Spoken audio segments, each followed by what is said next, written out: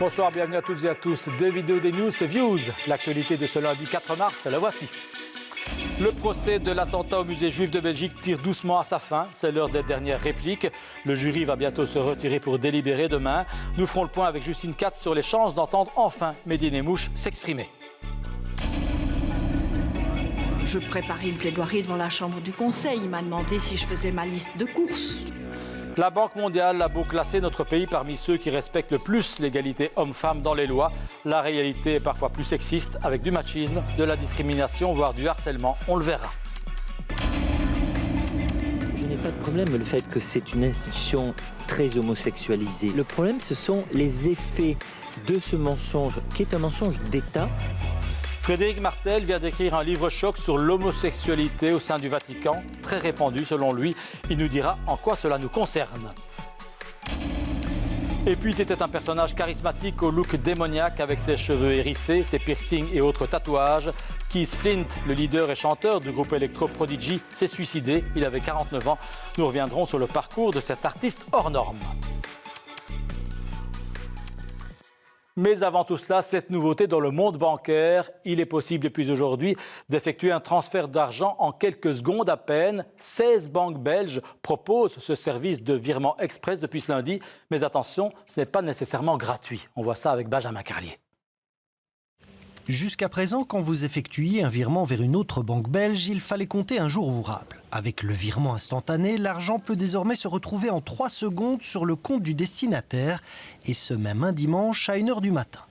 Le nouveau système ici permet 7 jours sur 7, 24 heures sur 24 de faire un virement instantané. Donc à tout moment, même au milieu de la nuit, même au milieu d'un week-end, je peux faire mon virement avec ce nouveau système et m'assurer que le montant arrive sur le compte du destinataire dans les 3 secondes. Mais ce virement instantané ne remplace pas automatiquement le virement classique, car dans certaines banques, il n'est pas gratuit. ING ne facture pas le service aux particuliers, mais uniquement aux professionnels. Chez Belfius, le prix a été fixé à 1,25 € par opération. Chez BNP Paribas Fortis, ce service n'est encore accessible qu'aux professionnels pour 50 centimes par virement. Les banques estiment avoir dû investir pour proposer ce service supplémentaire à leurs clients. Les banques ont investi énormément parce que ça implique d'avoir un système qui soit parfaitement sûr, qui valide la transaction. On parle de paiement d'argent, donc on ne peut pas se permettre que ça ne fonctionne pas ou pire que ça fasse des erreurs ou que ce soit ouvert à la fraude. Et donc il y a un investissement très important qui a été fait ces derniers mois. Chaque année, un peu plus d'1 milliard de virements sont encodés dans notre pays. Pour les particuliers, peu d'entre eux nécessitent l'urgence de quelques secondes et pour test achat encore moins d'être facturés aux clients. On nous cite souvent l'exemple de la brocante. Sincèrement, si je vais à une brocante et que je veux payer de manière instantanée, je préfère payer en cash pour ne pas devoir payer 1,25 € pour ce virement. Donc l'utilité est assez réduite. Si en plus on veut faire payer ce service aux consommateurs, je ne suis pas sûre que les consommateurs seront au rendez-vous. D'autant plus que ces virements instantanés ne concernent pour l'instant que les paiements entre les banques belges. Il faudra attendre la fin de l'année pour espérer que le système se généralise au niveau européen. C'est bientôt la fin du procès Nemmouche. Le principal suspect de l'attentat du musée juif de Belgique et ses avocats auront une dernière fois la parole demain avant que le jury n'entre en délibération. Aujourd'hui, c'était le dernier mot des parties civiles. Compte rendu d'audience, Laurent Wodenberg. 9 semaines d'escorte jusqu'au palais, 9 semaines d'un combat sur le point de s'achever. De nombreux uppercuts, mais aussi des coups bas. Pour les parties civiles, il s'agit d'une défense indécente pour les familles, une agressivité rarement exprimée de la sorte devant une cour d'assises. Et cela continue. Votre mauvaise foi est abyssale, dira encore cet après-midi Maître Courtois au procureur. Seul face à tout, au propre comme au figuré, l'avocat de Mehdi Nemmouche tente de répliquer. Les parties civiles qualifient la nouvelle ligne de défense de scénario hollywoodien mal ficelé. Le scénario inventé de toute pièce le 28 février par la défense de M. Nemmouche ne tient pas la route, tout simplement. Un assassinat ciblé d'agents du Mossad par les services, alors ça on ne sait pas très bien, iraniens ou bien le Hezbollah libanais. Mehdi Nemmouche n'est pas antisémite, il porte des chaussures Calvin Klein. Des guetteurs rôdaient devant le musée, ils sont les vrais tueurs. Autant d'affirmations moquées par les parties civiles. Celles-ci attendaient plutôt des réponses à 4 questions. C'est le fait de nous expliquer pourquoi est-ce qu'on retrouve l'empreinte de la semelle de la chaussure de Mehdi Nemmouche sur la porte du musée. La deuxième question, c'est de savoir pourquoi est-ce qu'on peut identifier sa voix sur les vidéos de revendication, pourquoi est-ce qu'on voit aussi des images de lui sur la carte mémoire qui a été retrouvée dans son appartement. Troisième question, c'est évidemment tout ce qui s'est passé en Syrie par rapport à son rôle exact au sein de l'État islamique. Quatrième question, comment se trouve-t-il en possession des armes et des habits sur lesquels se trouvent des traces de poudre et son ADN? On observera que la défense de Mehdi Nemmouche n'a pas rencontré les 32 ou 27 éléments de preuve qui ont été égrenés par les parties civiles et les procureurs. Donc c'était à ça qu'on s'attendait, on n'a rien eu de cela. Et par ailleurs, les éléments qui feraient contrepoids n'ont pas du tout été développés. Les procureurs n'oublient pas Nasser Bendrer, qu'ils croient toujours coupable. Incarcéré à Salon de Provence aux côtés de Mehdi Nemmouche pendant 3 mois, les deux hommes n'auraient pas d'affinité particulière selon sa défense. Les procureurs s'interrogent et interrogent le jury. Pourquoi Bendrer irait-il à Bruxelles du jour au lendemain après un coup de fil de 10 minutes? Pourquoi Nemmouche pense-t-il à Bendrer? Les deux défenses auront le dernier mot pour s'expliquer. Les accusés auront l'opportunité de s'exprimer demain. Le jury entamera ensuite sa délibération. Alors, Mehdi Nemmouche parlera-t-il demain? Ce sera quasi la dernière occasion. Depuis le début du procès il y a 2 mois, il a toujours dit qu'il s'exprimerait en temps voulu. Un procès sur lequel revient Justine Katz. Eh bien, après 2 mois de procès, ce qu'on peut retenir, c'est qu'on a dans le box des accusés 2 hommes qui nient les faits qui leur sont reprochés, 2 hommes qui se prétendent innocents. D'abord, Nasser Bendrer qui affirme qu'il n'a pas fourni les armes de la tuerie. Et puis, Mehdi Nemmouche qui, par la voix de ses avocats, encore aujourd'hui, a confirmé la théorie complotiste. Oui, pour son avocat, Mehdi Nemmouche a bien été piégé par un service libano-iranien qui est lui le véritable auteur de l'attentat. Et cet avocat avance même un alibi pour Mehdi Nemmouche. La veille de l'attaque, il n'aurait pas dormi dans son logement de Molenbeek. Non, les vrais tueurs l'auraient obligé de dormir à un autre endroit, dans une autre commune, pour pouvoir piéger son appartement et coller l'ADN de Mehdi Nemmouche sur les armes du tueur et sur les vêtements du tueur. Alors qui, où? Impossible d'en dire plus, a dit l'avocat, si l'on veut rester en vie. Il laisse planer le mystère et on devra se contenter de ses explications dans ce procès. Pour les autres parties, tout ça est digne d'un scénario hollywoodien et ne repose sur rien de concret. Pendant 9 semaines, ça a été comme ça, une bataille rangée entre les 2 camps qui ont des visions radicalement différentes du dossier. Ce sera finalement au jury de trancher.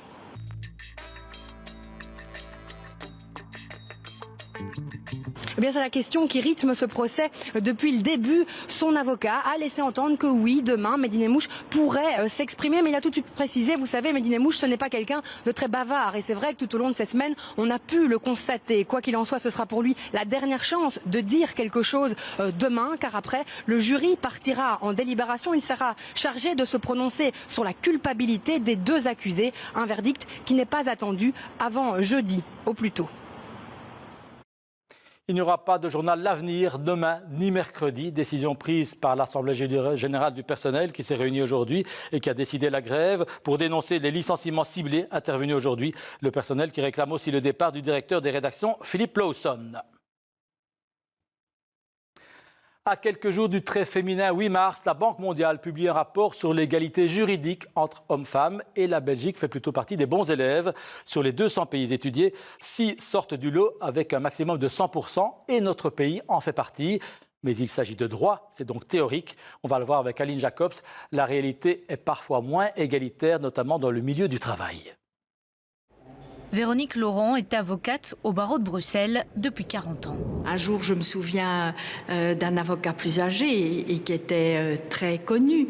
Je préparais une plaidoirie devant la Chambre du Conseil. Il m'a demandé si je faisais ma liste de courses. Je pense qu'il ne l'aurait jamais demandé à un confrère masculin. Des remarques de la part de ses confrères masculins et des différences de traitement au travail, c'est du vécu, une situation qui perdure encore aujourd'hui.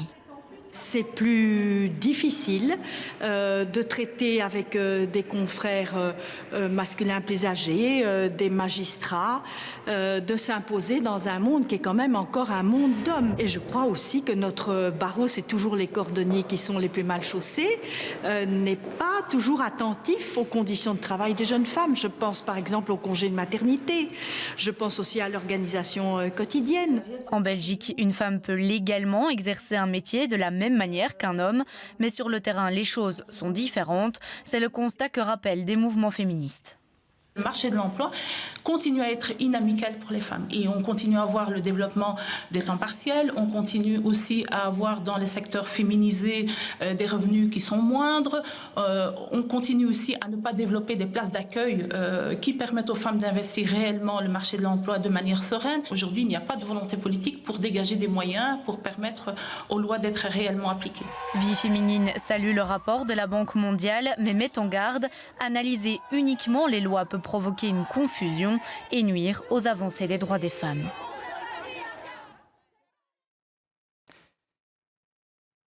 Il s'est sans doute dit ça passe ou ça casse. Le président autoproclamé du Venezuela, Juan Guaidó, a pris le risque de revenir au pays cet après-midi.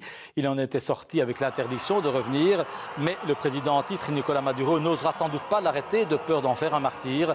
Guaidó était d'ailleurs attendu par des partisans et des ambassadeurs européens et latino-américains venus garantir sa sécurité.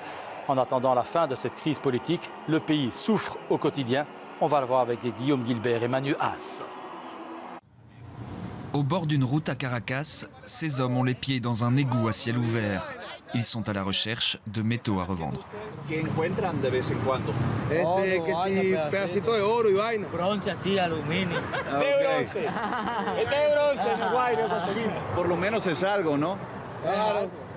Autrefois la ville la plus prospère d'Amérique latine, Caracas souffre aujourd'hui de la crise dans laquelle le pays est englué. La population doit faire face à une pauvreté grandissante. C'est le cas de cette famille. Franklin vit avec sa femme et ses enfants dans un bidonville de la capitale. Depuis le début de la crise, leur mode de vie s'est dégradé. Yo trabajaba con un transporte, tenía mi transporte, una camioneta. Tuve que venderla por la situación. No hay caucho, no hay repuesto, no hay insumo, el pasaje, la guarimba y bueno, eso tuvo que venderse para poder subsistir. ¿Y qué hay por dentro? Nada. Nada. Agua y luz cuando llega. Pour Franklin, les autorités vénézuéliennes sont responsables de sa situation. Políticos pasan, políticos llegan, políticos se quedan. Ellos interesan en su bolsillo, mas no de los pobres. Même constat le long de cette autoroute à Caracas. L'eau potable étant devenue trop chère, ces gens font la file chaque jour pour se fournir gratuitement à la source d'une montagne. A veces duramos 4 horas, 5 horas y a veces hasta más, dependiendo de la cantidad de personas que hayan acá. L'alimentation en eau pose problème au Venezuela déjà depuis quelques années. Mais d'après ses habitants, la situation s'est récemment aggravée. C'est d'ailleurs l'une des raisons qui pousse les gens à manifester contre Nicolás Maduro. Dans ce quartier du centre-ville, les problèmes d'eau courante sont également récurrents. Comme ses voisins, ce jeune homme doit stocker des réserves. Ce militant d'opposition accuse les dirigeants de laisser délibérément les infrastructures du quartier se délabrer. Un municipio de oposición, que nunca ha sido un municipio afecto al gobierno ni de Maduro ni de Chávez. Entonces nos tienen mucho más castigados con el tema del agua. Mais les problèmes d'eau dépassent largement les frontières de ce quartier. Une pénurie qui n'est que l'un des obstacles à surmonter quotidiennement pour survivre dans ce pays. Viktor Orban et son parti bientôt exclus du PPE, le Parti populaire européen. 12 partis politiques du groupe ont en tout cas demandé aujourd'hui officiellement l'exclusion du Premier ministre hongrois et de son parti. On entame notre tour de l'actu en bref par les ennuis d'un gendre idéal, à savoir Justin Trudeau, le Premier ministre canadien. Il est accusé d'avoir fait pression sur sa ministre de la Justice pour qu'elle évite un procès à une grosse société canadienne de construction, accusée de corruption en Libye du temps du colonel Kadhafi. L'opposition réclame la démission de Trudeau. Pas question, répond celui-ci, mais l'affaire pourrait lui coûter cher lors des législatives du mois d'octobre.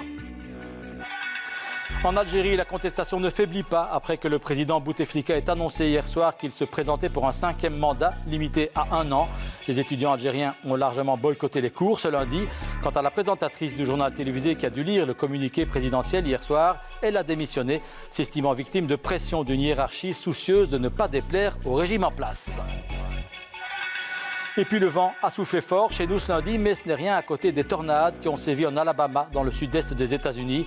Elles ont tout détruit sur leur passage, poussées par des vents frôlant les 270 km/h. Les dégâts sont lourds et ils ne sont pas que matériels. Il y a aussi des victimes, au moins 23 personnes tuées et d'autres portées disparues.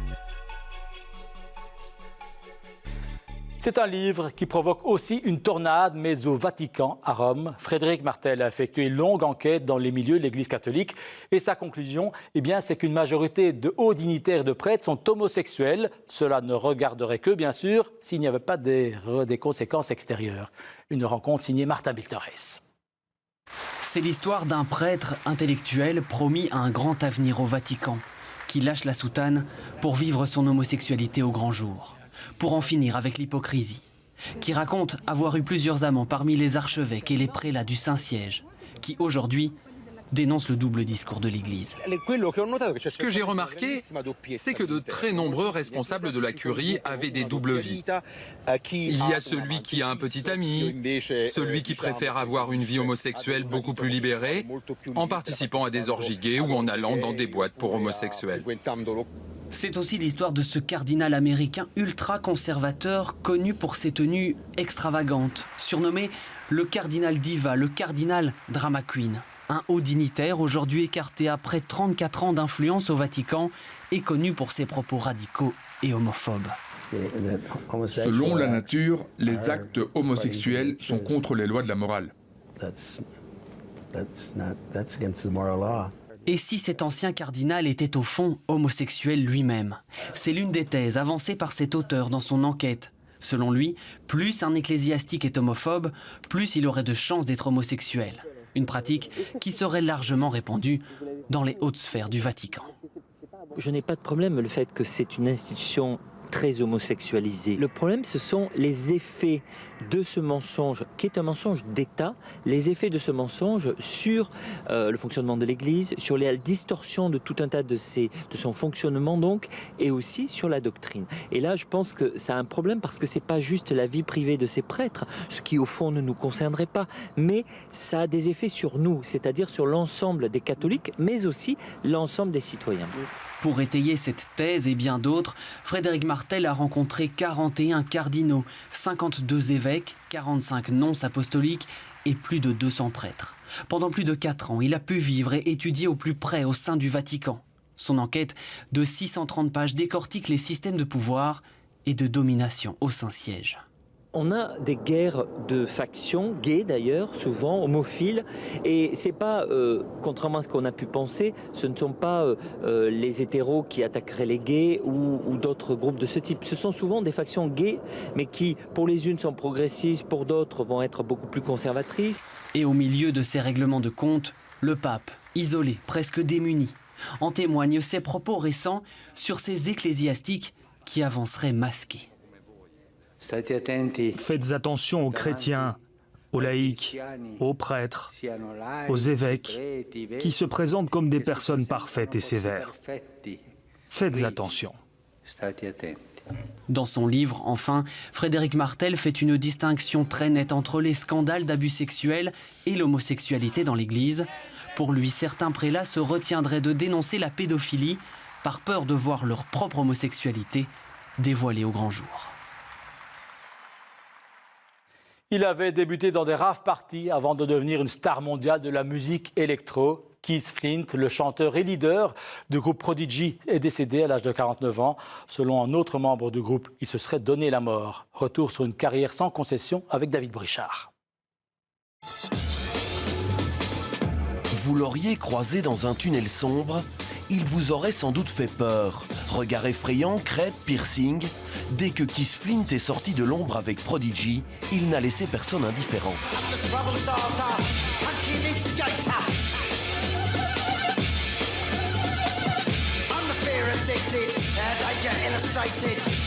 L'explosion du groupe date du moment où il s'est mis à chanter. L'explosion du groupe, c'est The Fat of the Land. C'est un album iconique, vraiment excessivement important dans l'histoire de la musique. C'est un album qui est arrivé en 1997 et qui mélangeait du punk d'un côté, de la musique électronique avec une touche de hip-hop. Et lui a posé sa voix et surtout a joué dans les clips. Sur scène, Keith Flint était un énorme showman. Lui et la musique de Prodigy, un cocktail imparable pour déchaîner les foules.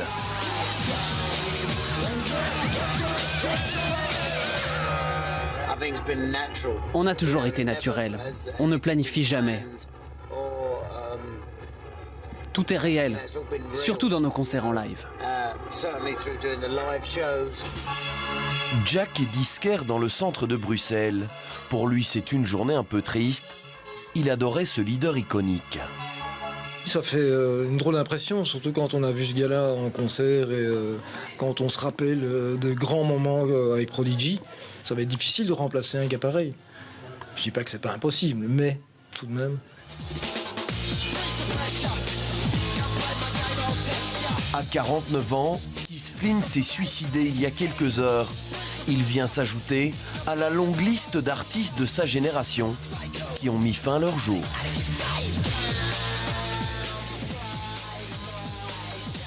Et puis autre décès aujourd'hui, celui de l'acteur américain Luke Perry. Il avait joué un des rôles clés de la série Beverly Hills, celui de Dylan McKay, victime d'un AVC mercredi dernier à son domicile de Los Angeles. Luke Perry a finalement succombé. Il avait 52 ans à peine. C'est dans l'air du temps, le sport est de plus en plus virtuel. Ce week-end, on disputait ainsi un tournoi de Fortnite en Pologne. Fortnite, c'est un jeu vidéo qui a déjà séduit 150 millions de joueurs dans le monde. La compétition de ce week-end était dotée de 500 000 $ de prix, de quoi pousser certains joueurs à abandonner les bancs de l'école pour tenter une carrière pro. Esmeralda Labi. Une remise de coupe comme dans n'importe quel championnat. À 19 et 16 ans, Energizeit et Ghost SAF, leur nom de guerre, remportent 80 000 $. Ils sont les meilleurs joueurs de Fortnite. Je ne sais pas combien de temps Fortnite va exister, mais si ça existe encore longtemps, l'e-sport, je vais faire le plus que je peux. Et après Fortnite, je vais essayer d'un autre jeu. Je vais essayer d'être pro. Mais que des jeux vidéo? Ouais. Pas l'école. Je ne vais plus à l'école, je me concentre uniquement sur le jeu, c'est super, je vais économiser mes gains le plus longtemps possible. Les deux gagnants ne vont donc plus à l'école, ils sont combattants à temps plein. Tout le week-end, ils ont eu les yeux rivés, comme d'autres sur leur écran, dans cette salle de 2500 mètres carrés, décorée et remplie de fans survoltés. Fortnite, pour ceux qui ne connaissent pas, c'est un jeu de bataille dans lequel les joueurs s'affrontent jusqu'à ce qu'il ne reste qu'un seul survivant. Ce n'est pas qu'un jeu pour les garçons. Les filles jouent aussi, elles ont envie de jouer et peuvent progresser. Je suis encore très loin de ces joueurs, c'est du niveau international, ce serait très dur de les battre. Katowice en Pologne est considéré comme la Mecque du jeu vidéo. Les fans sont venus par milliers découvrir les meilleurs de la discipline qui s'affrontaient ce week-end en solo ou en duo. Cela fait 2 ans seulement que Fortnite est sorti, mais son succès est colossal, planétaire, l'un des jeux les plus populaires, avec 150 millions de joueurs et 1 milliard de $ de chiffre d'affaires en 2018. Il faisait venteux et humide, mais cela n'a apparemment pas découragé les passionnés de folklore et de carnaval. Il y avait du monde aujourd'hui à la Calamine, dans l'est de la Belgique, pour le lundi des roses. Personne ne s'est envolé, rassurez-vous. Le cortège avait prudemment été retardé d'1 heure pour laisser le temps à la tempête de s'en aller crier « Alaf » ailleurs. Et oui, c'est ce qu'on crie là-bas en cette saison, c'est « Alaf ». Dans l'actu de demain, bien à nouveau des carnavals avec la sortie des Gilles de Binche. Et d'ailleurs, puisqu'on l'oublie souvent, ils ne sont pas les seuls.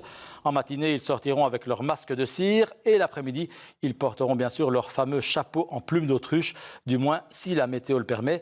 On va le voir tout de suite. La météo, justement, la voilà. Après le passage de la tempête Freya, le temps sera plus calme cette nuit avec moins de vent, c'est déjà ça. Demain matin, quelques averses seront encore au programme. Il faudra donc sortir les parapluies dans les carnavals. Nous aurons entre 2 et 7 degrés. L'après-midi, les éclaircies seront plus concentrées sur l'ouest et le centre du pays, mais il pleuvra encore un peu au sud du sillon Sambre-et-Meuse. Les températures entre 5 et 10 degrés.